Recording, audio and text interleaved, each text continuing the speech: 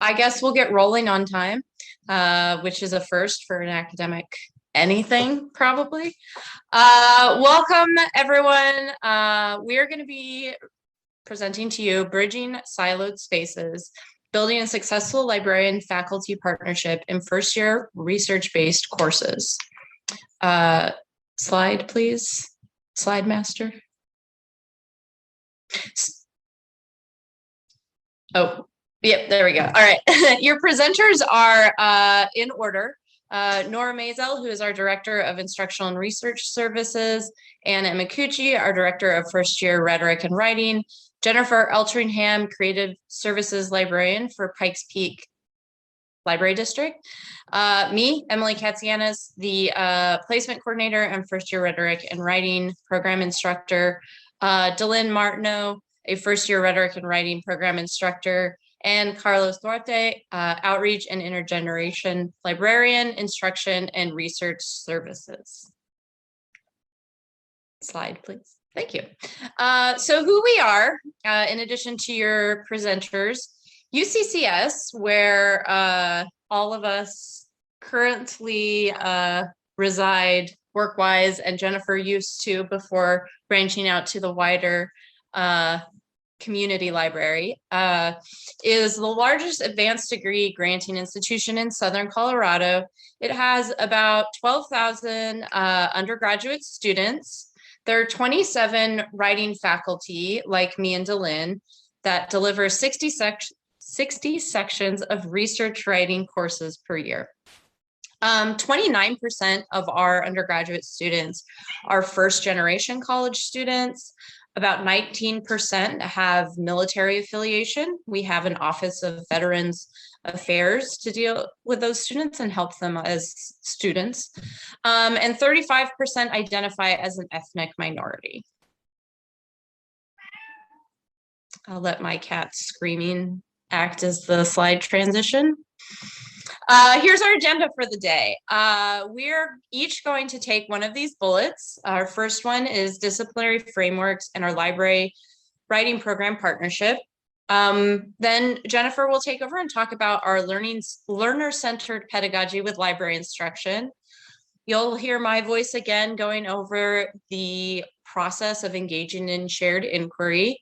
Delynn will come back talking about promoting interdisciplinary research, and Carlos, our librarian, will take us on home by talking about facilitating relationships with campus librarians. And I will kick it over to Nora and Anne for our next bit. Thank you, Emily. Nora, forgive me for jumping in. Before Nora gets us started, I'll just share one other detail about the setup of our session.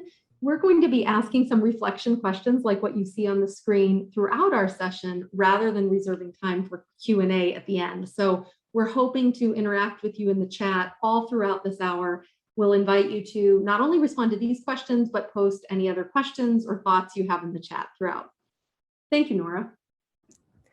Yeah, so as you can see, the first thing we're curious about, for those of you who've either worked with librarians and had them as guests in your class before, or if you've ever anticipating having one, we are interested to see in the chat what you expect them to do when they come to the class and take that role of providing library instruction.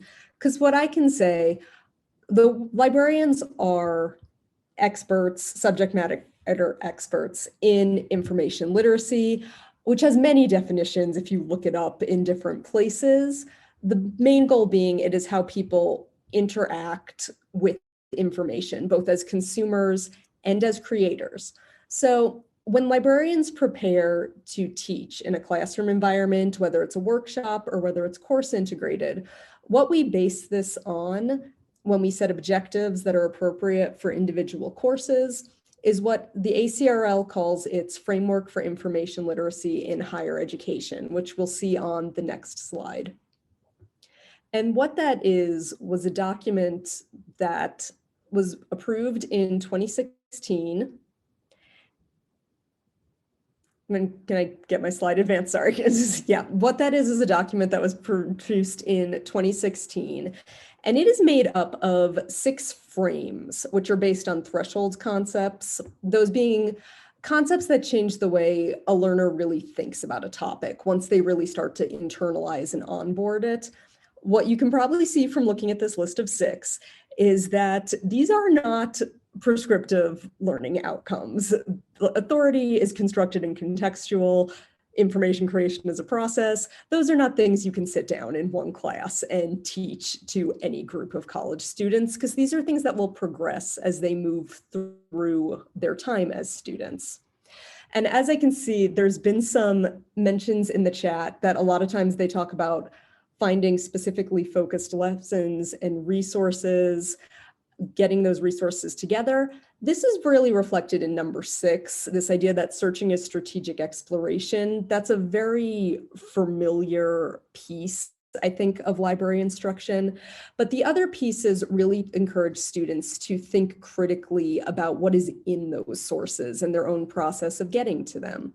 So these 6 frames, librarians work within them and their concepts to set course appropriate learning objectives.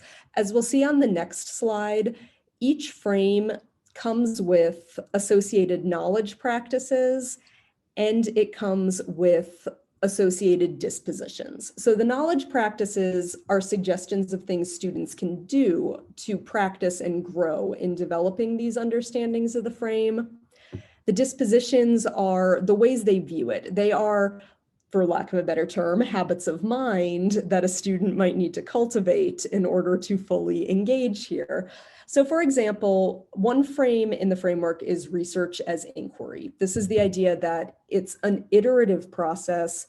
It is a sequence of asking questions that lead to more detailed questions, ones that have more nuance in them, and students will constantly progress as they work through that process. An example knowledge practice is that they can practice synthesizing ideas that they gather from multiple sources to see that these will all fit together. And a disposition that can help cultivate this viewpoint is that learners value persistence, adaptability, and flexibility, and they recognize that ambiguity can benefit the research process. And if the words persistence and flexibility in particular jump out from that particular disposition, that is because I picked this very specifically, since those are 2 of the habits of mind in the framework for success in post-secondary writing. And the reason that libraries and writing programs, especially those that teach research-based writing courses, have such a great synergy is that the habits of mind in the framework for success in post-secondary writing really are the dispositions students need to bring to their growth in information literacy through the frames. And the frames, their knowledge practice, and those dispositions they want to cultivate are the same dispositions, the same habits of mind that you're really looking for in post-secondary writing classes. So they really serve as almost a feedback loop on each other, where if students are developing their habits of curiosity and their creativity, they can use that to bring their understanding that authority will change in different situations and people can be granted authority in different ways, and that authoritative voices change based on the topic that's being discussed. That's what they need to really start engaging with this idea of what's going on. I also flagged a few habits of mind that relate into this that may not seem obvious at first. But one of the big ideas behind, for example, authorities constructed and contextual is that students need to start understanding who is excluded a lot of times from conversations and to really seek out those voices. And that really speaks to the process of responsibility in doing research. And quite honestly, this is one thing that was flagged. Literally all of them go back to metacognition at some level, because they are all about getting students to think about why they are doing what they do when they look for sources and they choose sources and they just engage with information, both as a user and ultimately to create their own. And this is why we found over the years that we have such a strong partnership between our 2 programs, which Anne is going to now talk about more of the specifics of how that works. Thank you so much, Nora. So as Nora talked about, we have this long-standing partnership between library and English faculty. I'm going to talk a bit about how that partnership works in practice. Our first-year rhetoric and writing program delivers a 2-semester course sequence to all students on campus, and library instruction is seated in our second course in the sequence, which is our research writing course. So every English course, every research writing course has a library faculty member paired with it based on both the librarian's areas of expertise and the course's theme. And this partnership begins by the two meeting to discuss how the specific course is set up. And I mentioned that each of our courses has a theme. So Delyn's course focuses on local history, Emily's focuses on food culture, and my course focuses on language diversity. My theme of language diversity connects to sociolinguistics and history, anthropology, other social sciences, and the arts. And Carlos is my librarian because he holds expertise in these specific disciplines. When we partner these library and English faculty together, we really work to keep these pairs consistent so that they can co-develop ideas and content over time. And some of these pairs have worked together for years. Slide master, please advance. So after the librarian and English faculty member plan collaboration for the semester, but before the librarian visits class, our students complete several video tutorials. And Stephanie was sharing in the chat that in online courses at her institution, students are engaging with asynchronous resources also. So that'll be interesting to talk about. These video tutorials are flipped course content created by Nora that lives within Canvas. And each tutorial contains audio, video, content that students read, several walkthroughs of different resources, and several interactive spots where students really dig in further to the content. The idea of this flipped content is to teach students deeper literacies when using library tools. So not just the mechanics of where to click on the library website to get a certain type of source, but really an opportunity to dig in deeper to these tools. For example, one tutorial walks students through searching for sources on the library website and then has students look at a specific search record to understand all the different pieces of information within the specific search record, and then teaches students how to troubleshoot finding a source if they run into a roadblock. Print of slides, please advance. Thank you. So our librarian then visits class to teach, typically for 2 75-minute class periods. Each librarian faculty member and English faculty member plan these sessions differently, but our library faculty always make the sessions interactive. And they typically, for our in-person classes, they do typically take place in computer labs in the library, just like Tony said at her institution. These sessions are often happening at the library. But depending on the format of the class, they might be asynchronous or they might be synchronous online. Our sessions might involve students in an activity to write research questions or narrow down topic areas for research, engage students in a digital walkthrough of the library catalog, or maybe even finding physical resources in the library. I'm eager to hear more about the scavenger hunt that Caleb has worked with. And one of these sessions is likely to teach students how to use research databases. And then the sessions also build on what students have learned in video tutorials, such as continuing to experiment with keyword searches and different knowledge domains for exploring different sources and source types. And our librarians also build in time for students to explore and locate digital resources while the librarian assists.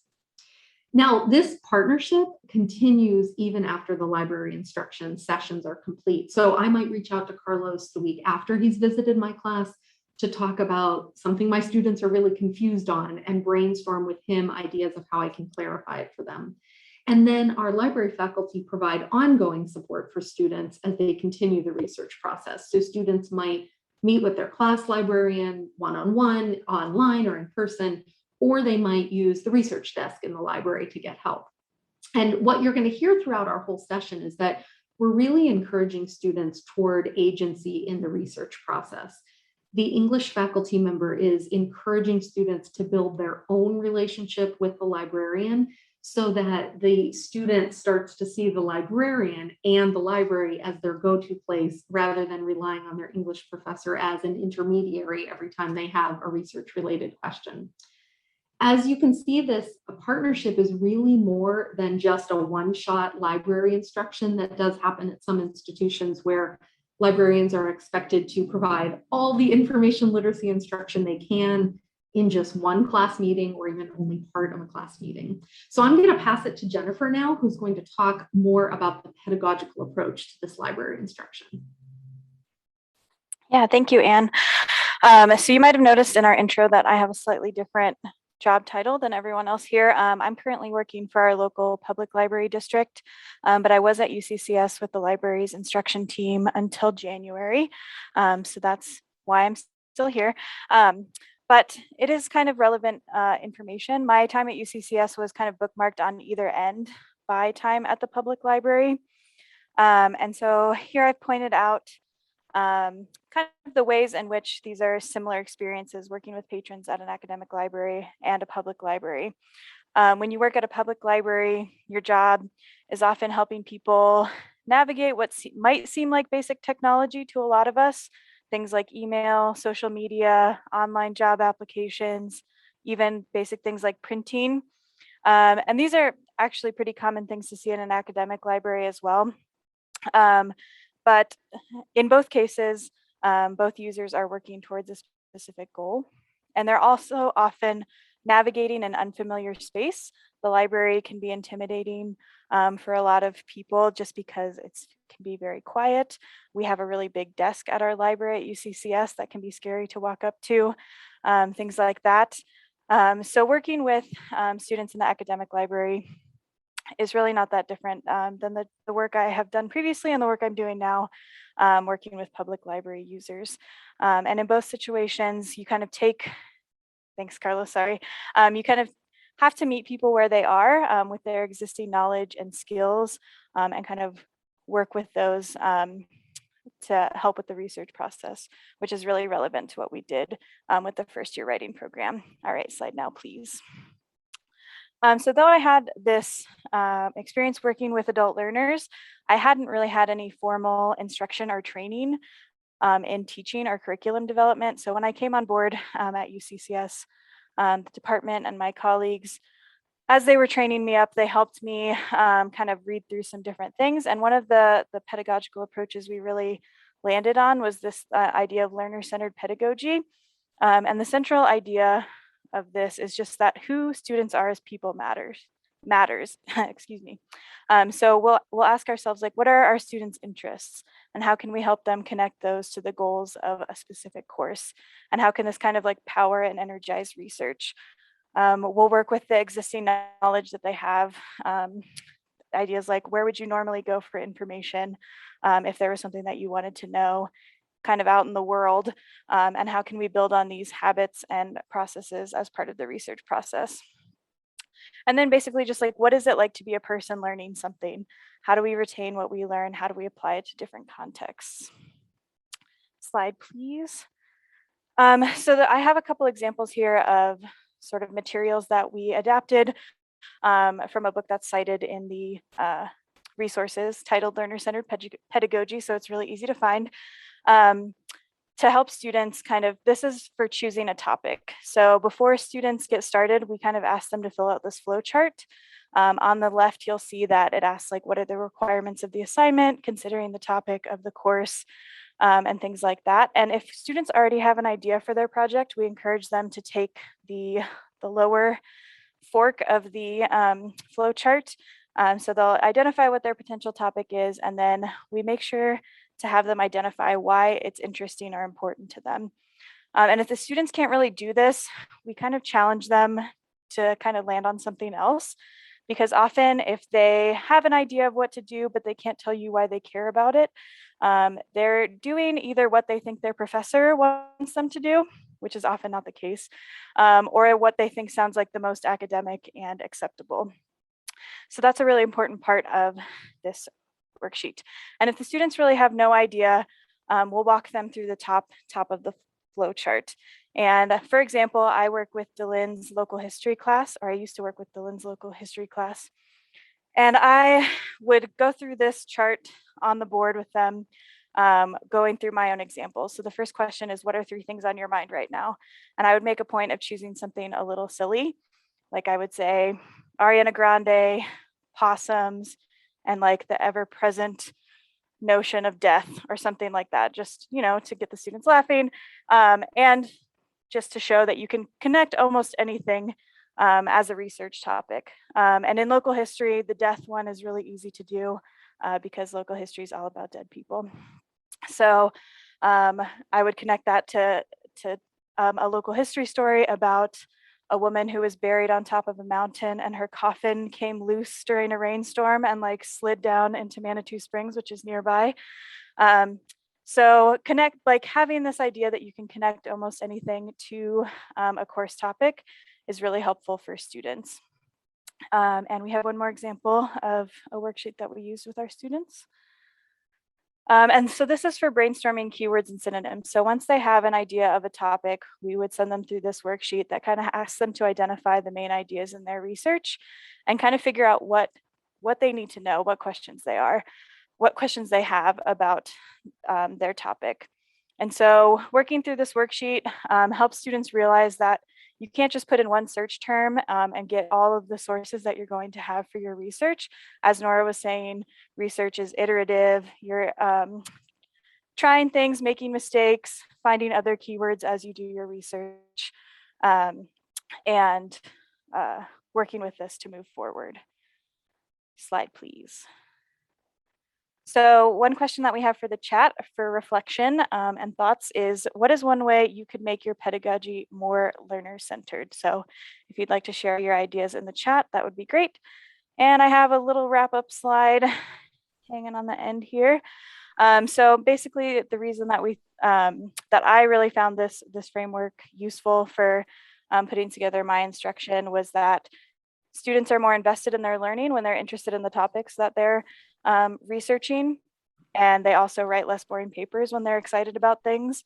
It avoids a step-by-step beginning to end research process. It helps them realize that research is a conversation with many players.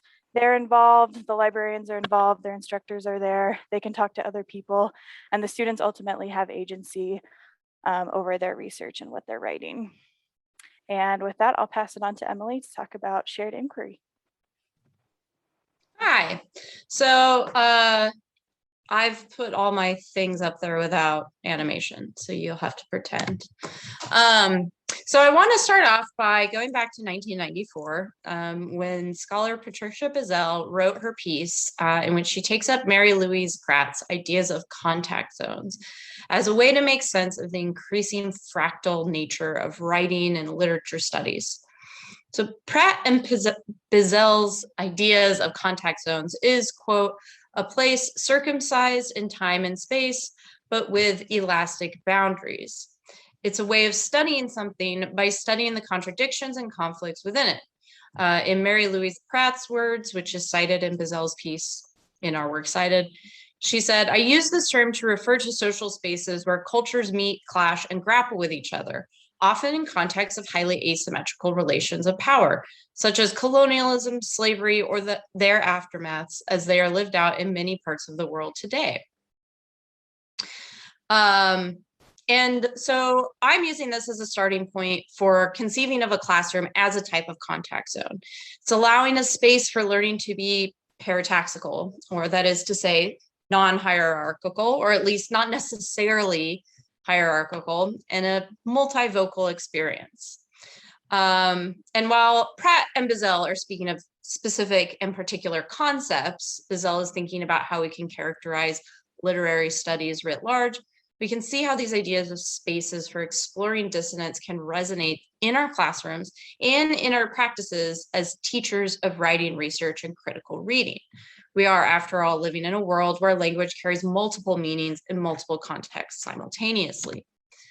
As Bizzell describes how she takes up this idea, she says, instead of finagling the new literatures and the new pedagogical and critical approaches into our old categories, we should try to find new comprehensive forms that seem to spring from and respond to the new materials.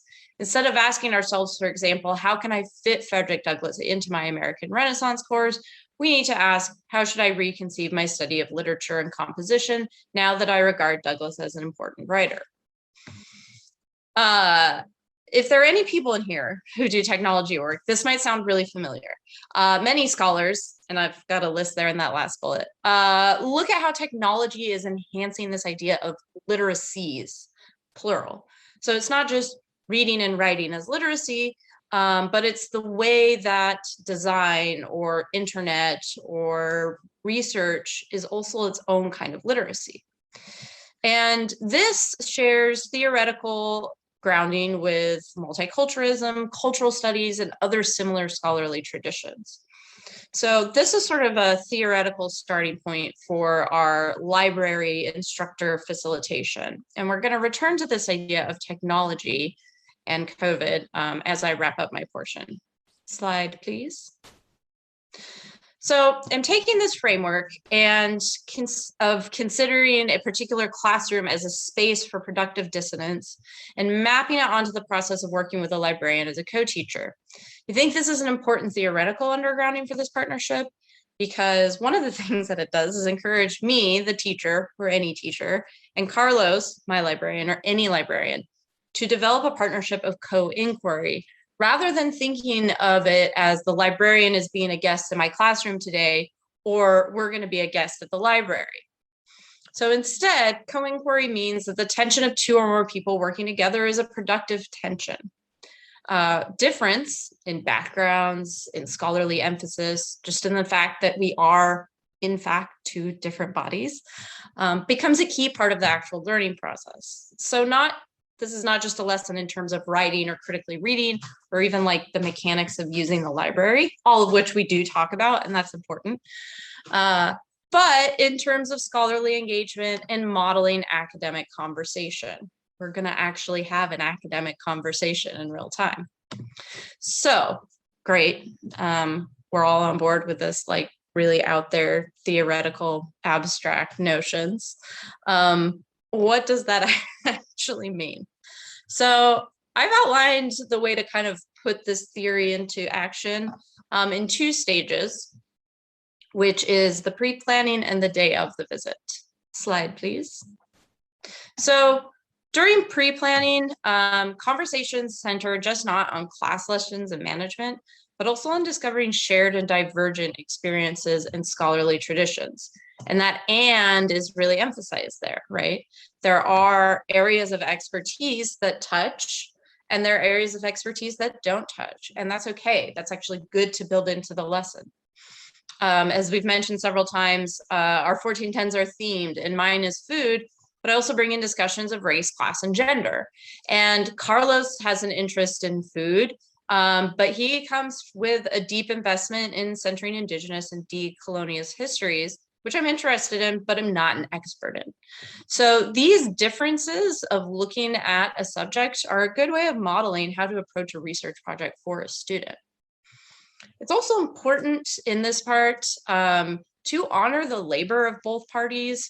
Research is a lifelong learning task. Again, something we've echoed before. And it's important to be realistic about like what can effectively be done in a class session or even a semester, and how much work it takes to craft a useful, engaging lesson. Part of honoring this labor is recognizing that you, the teacher, will need to incorporate some pre-library lessons into your homework, of course. But on a grander scale, it means recognizing that both of us have pedagogical goals and aspirations and hopes and dreams that we both might have to scale back a little bit. And it's important to work together to make sure that both parties have these goals and values represented without one or the other doing an unbalanced amount of that prep. Slide, please. So on the day of, part of the conversation is just that. It's important that both the teacher and the librarian and the students get to talk about research, because that's what we ideally want research to be, right? An academic conversation. And at its best, research means taking stock of what's there, drawing conclusions, asking questions, offering something that moves the conversation forward, coming back to see how people respond. So those similar and divergent research interests that we have, right? Those are things that we can talk about to students. We can ask what they think about it. We can look up one of those ideas in the library system and see if that changes that conversation. The other important part of the conversation is helping students conceive of the library as more than just a warehouse for books.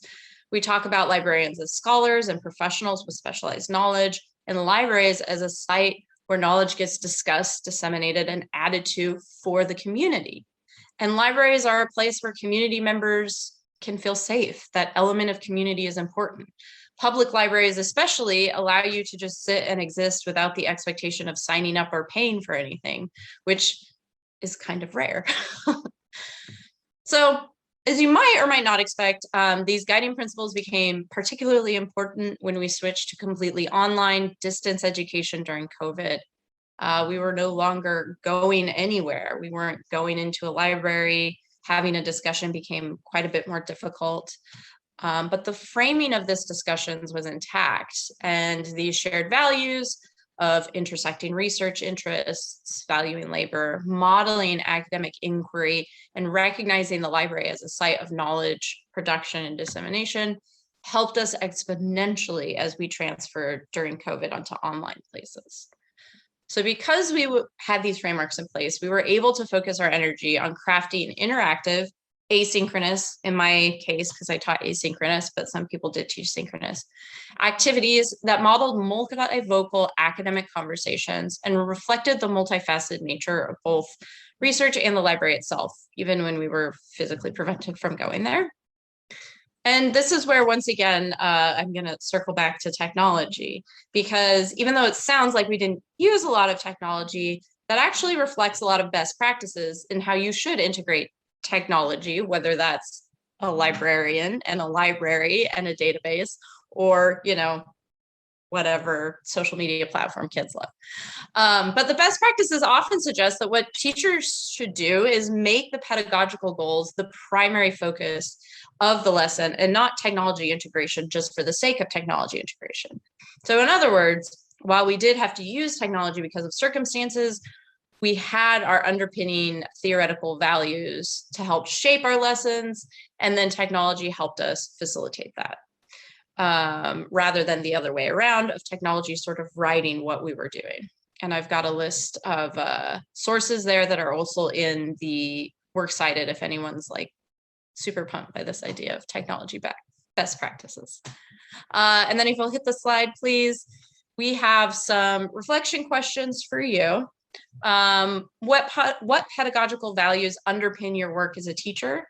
And then in what ways can that support new methods of instruction with co-facilitators?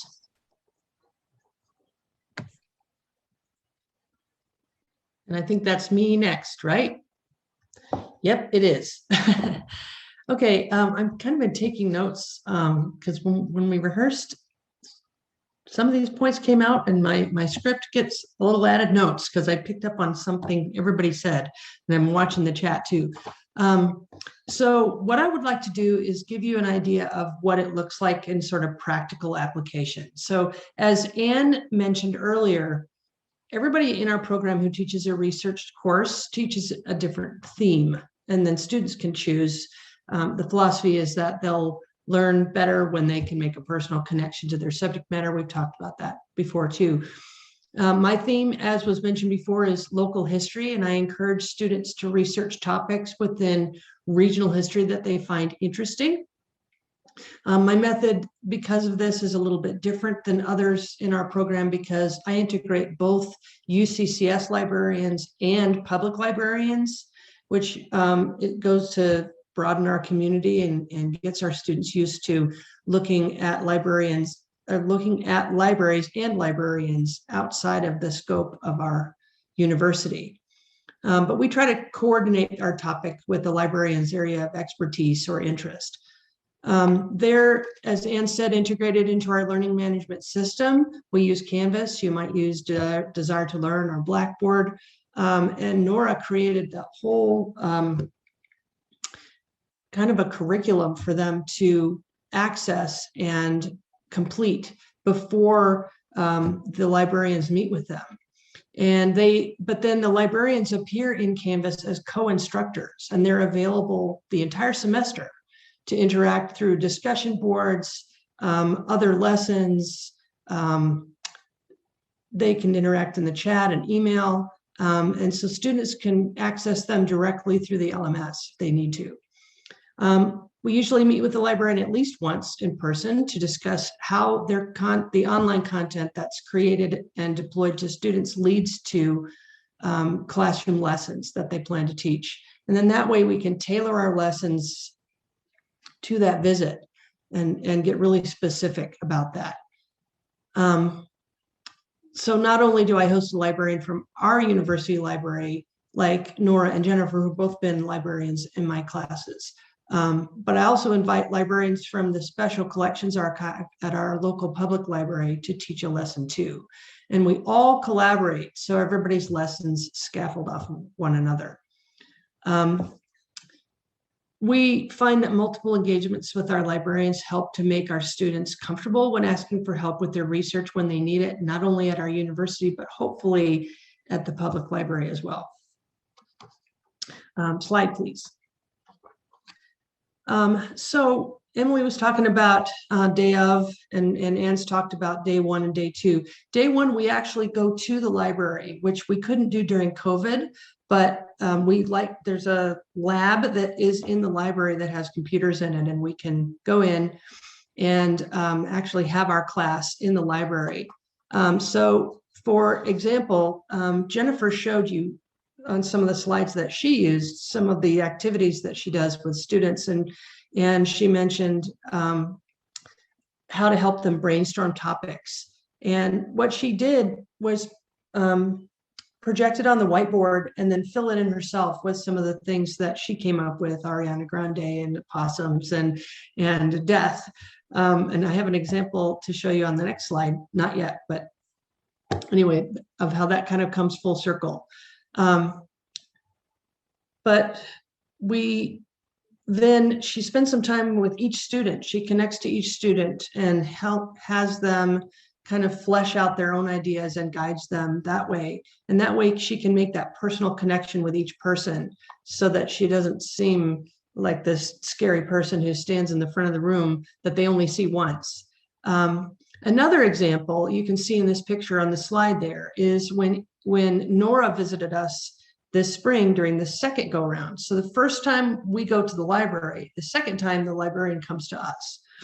So during the second in-class session, Nora taught a lesson on primary and secondary sources. And she took these little cards and she kind of gamified the sources availability. And so students went around the room and collected cards that represented different sources. And then she would stop them every few minutes and throw in a little kink. She'd say, oops, that one takes a 24-hour hold reservation. You can't have that one. And she would remove it. Or she'd say, that one's not available for another week because it has to be transferred from another library branch. And she'd remove that one. And then the students would collect as many cards as they could. And then they would score their cards on a chart. And then Nora would show them how their research is shaped by what's available, not just what is primary or secondary. And that connects to that perseverance and creativity, which are both outcomes in our department. Slide, please.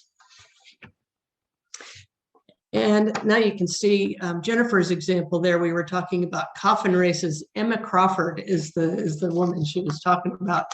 We really like to talk about Emma Crawford in the history class because it's a crazy story. So about 2 weeks after the second library visit, I incorporate public librarians, and they come in either virtually or in person. And they pick up where Nora or Jennifer left off, adding to our lesson on primary and secondary sources. And then they add on to it by teaching about bias and source integration. They show them really unique, historical, hard to get archival material to show them how historical research differs so differently from other types of research. And then they answer questions about the availability of sources that can change a lot, especially throughout the region and the state, which was really helpful information to keep that up to date, especially during the pandemic when things changed so often. And we really missed having them physically visit this time. It really was not as engaging as we would have liked. But Jennifer has that lesson on mini zines that you can see in the picture there. And I am looking forward to getting with her and incorporating that lesson into my classes. But we know, and it's really nice knowing that even though Jennifer has changed libraries, she's still accessible, and I can still contact her for her expertise. And we hope that these skills transfer to situations that may require accessing public library services as well as university librarians, and that students feel more comfortable asking for help in any of those situations. The public librarians also offer a summer event called the Regional History Symposium, in which local historians present their research within a given theme, a separate theme. My students, when they finish the course, are encouraged to present at that symposium and submit their research for later publication in a regional history series of texts that's produced by the library. I use this series of texts as a text for my course, so the students have the potential of being published in the source that they use as text for the class. One of my students, for example, presented in 2019. His work will be featured in an upcoming publication, which will be available to incoming students as a text choice. And then this spring, another student researched her grandfather, who was a pillar of our community, and she will present her work at the next symposium in 2022 with possible future publication. I did see that somebody talked about artifacts at the museum. And one of the things that I do is connect my students to our local museum and teach them how to research and cite ephemera so that they can actually use the artifacts at museums as sources for their work. I also encourage presentation at our program's biannual student writing symposium, which Emily has been hosting. And I also encourage publication in our UCCS undergraduate research journal.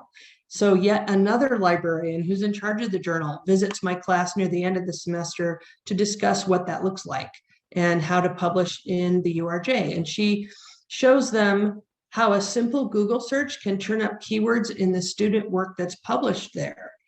So the thought of being quoted in somebody else's research intrigues the students just when they're getting research fatigue at the end of the semester. So rather than being viewed merely as students, they're viewed as real historians, and their research matters to the librarians and to the greater community. So they realize the magical qualities of our librarians, and they sometimes build a relationship with them that lasts throughout their degree program, and they can connect with that librarian for future projects.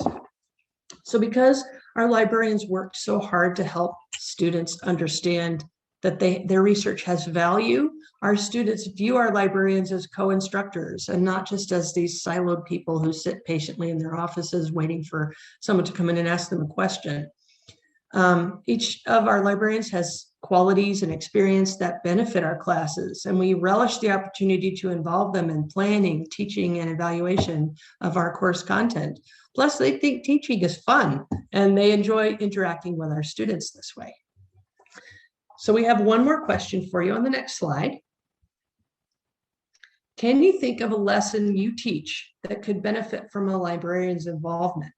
And try to broaden it out and think about something that wouldn't normally be so research-based, something that could pull on the expertise or talents of a specific librarian that you might have in mind.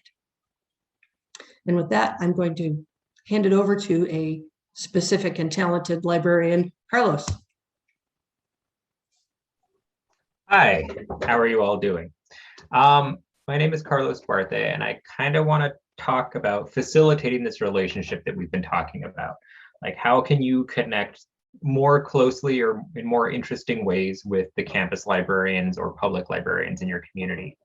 And I think in order to do that, I think it's important to take a step back from what we think librarians do and take like a big, macro view.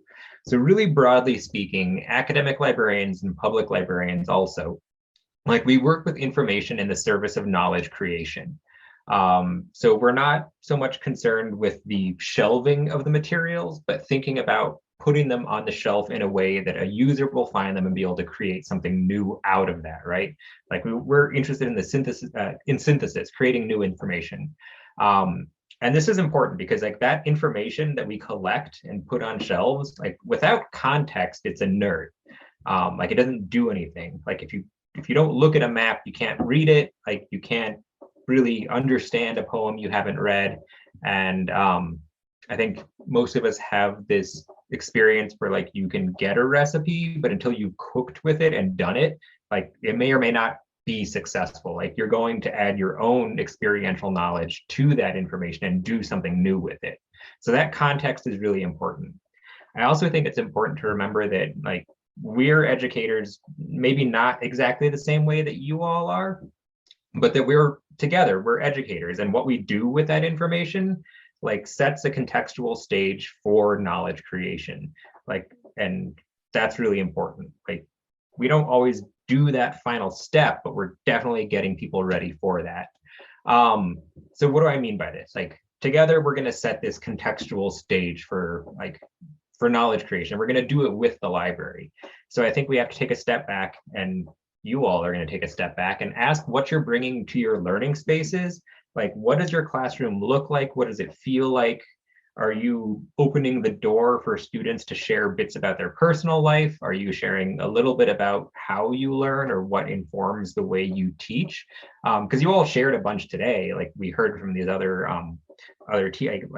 teachers, professors, like you're all educators, like you're sharing a bunch of information.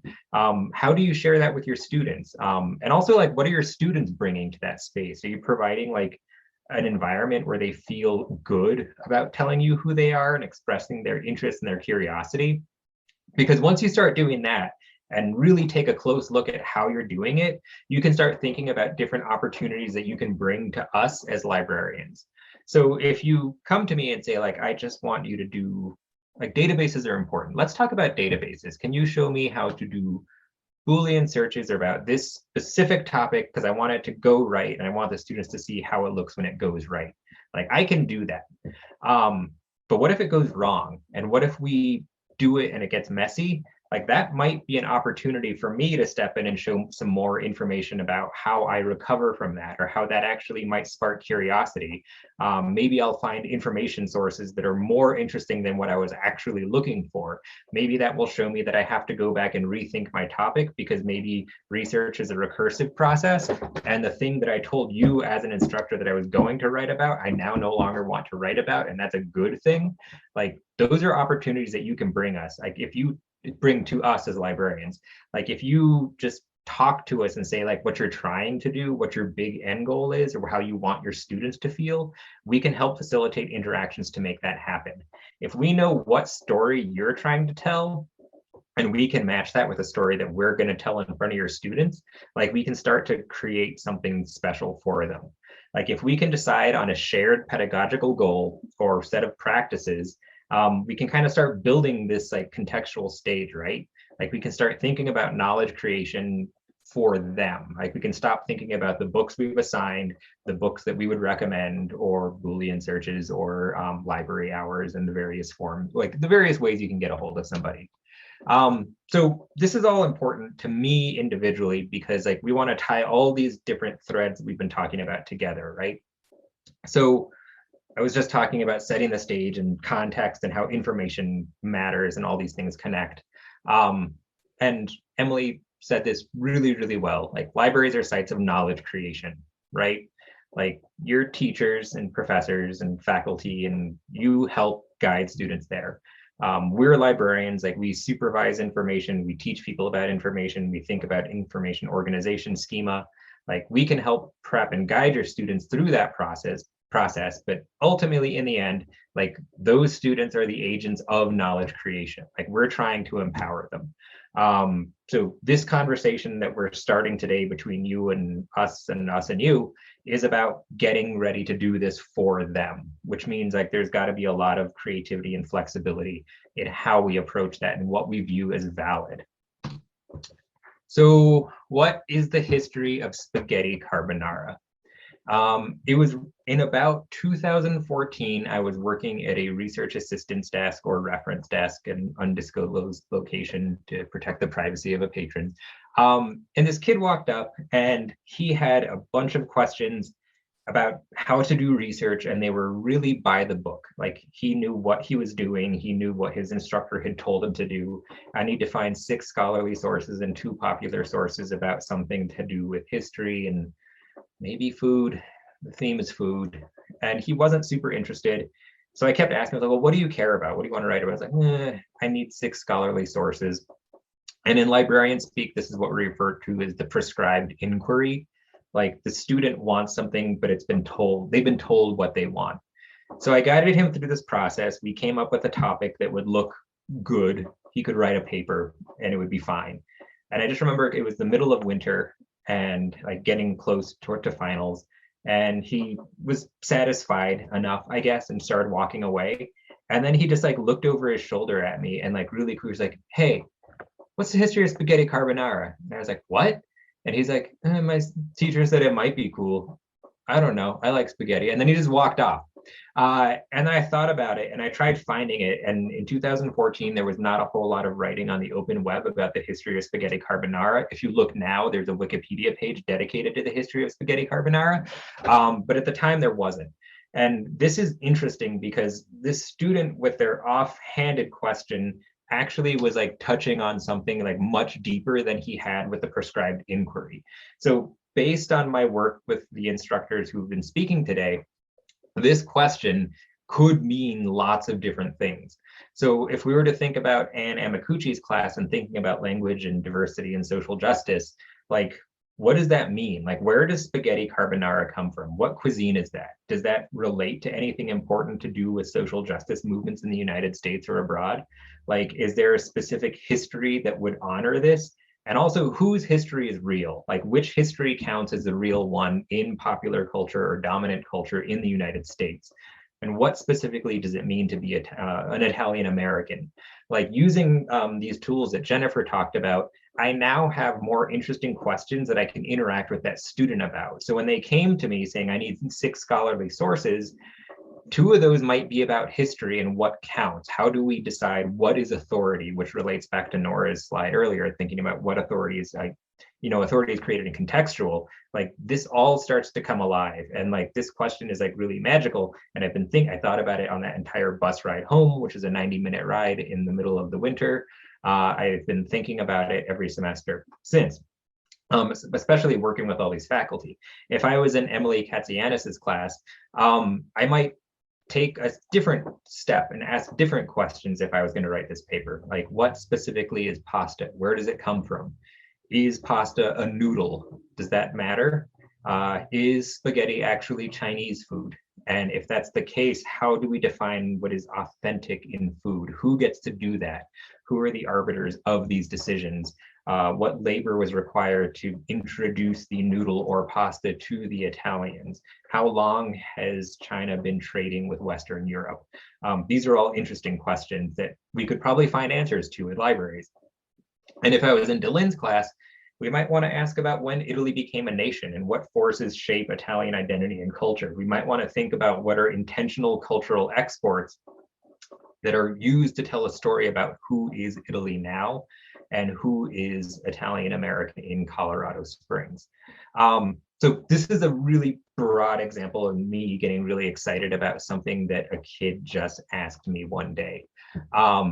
And I think this is a good thing. I think this is a really good example because I saw in the chat that people were talking about ways to engage with students. And I think simple questions like this, when you unpack them as a group, as a class, can show a lot of opportunities where students can tell you about what they know about things and dig in deep to do more historical research, more upper division disciplinary research.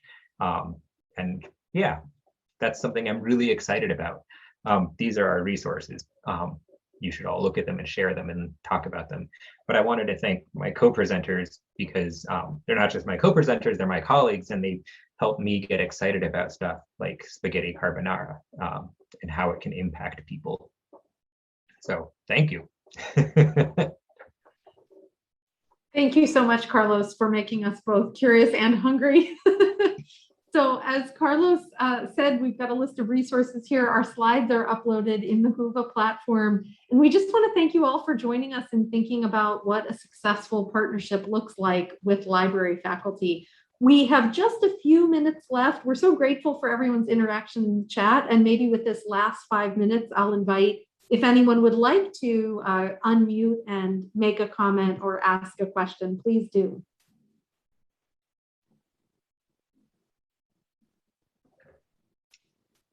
I was curious because there was somebody in the chat who was mentioning using comic books, comics, and skating as research areas. And I thought that was interesting because I think there's a large crossover with the idea of the built environment in urban design. Curious what you're thinking about that is. Maybe yeah. So yeah, that was me. So here at Ohio State, we've been thinking a lot about like place-based research and what it means to sort of teach research in a way that's a lot more expansive than, pick a topic, here's, you need 2 popular sources, 2 scholarly sources and whatnot.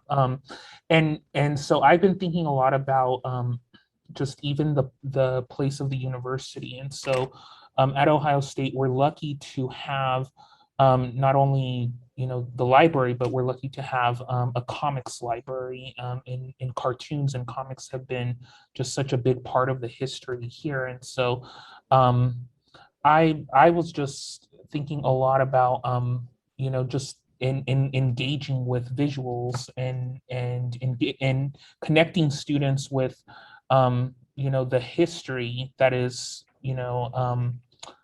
present with where they're at and where they're studying. And so I guess I would also just be curious to hear your thoughts about how that can also be a part of the research process and in teaching research. Any thoughts that you might have on maybe expanding that? And thank you all for your presentations too. I actually met with the local local history librarian yesterday from the public library who had nothing but nice things to say about DeLynn, which is really great. But I think one of the things we discussed specifically, and I think it would be interesting towards university students, is that like local history is boring for a reason. Like the local history that has been fed to you or kind of like created to get people to come retire in your town. But that doesn't mean that our hidden histories or the local history that is like you're going to do research is boring. Like that's where all the cool, gruesome, sad, sacred, celebratory, and important stuff here is. Like those hidden histories are neat and local. So I think it's important to create a situation where you can help disabuse people of the notion that the local history is actually all of it. Carlos, as someone who recently moved to Maryland, I think a really good way of framing that is to think, oh, our local history is boring. Where do you imagine they have really interesting local history, right? Because Maryland has a very interesting history, but I guarantee the people that live here think it's very boring as well. And they'd love to be out in the West researching that stuff. And that's a good way to kind of think about, wait, what is going on here? Yeah, isn't John Waters from Maryland? Yeah, Baltimore. He's a big Baltimore fan. Yeah, not boring. No. Maryland was a slave state, but then was a Union state. And so there's a lot of really interesting history like that very rarely gets discussed. So I was going to say, Carlos, I think one of the things that makes it a little less boring is that I kind of drill down with each student about what they value. And I have like conversations with each student about something that they're thinking about that's interesting. And the one student that I said was, researched her grandfather, who was a pillar of our community. that student knew from day one what her topic was going to be, just because I recognized her name. And I said, there's a whole thing there that you could do, and you could work on sharing that with everyone else. So I think the other thing that's great that we kind of overlook with our librarians is our ability to kind of, from both sides, look at students as individuals and kind of pinpoint what interests them within those categories. And then that helps them narrow down to their topic right away. And then their enthusiasm is amped up, and they're willing to really get into their research process a lot more deeply.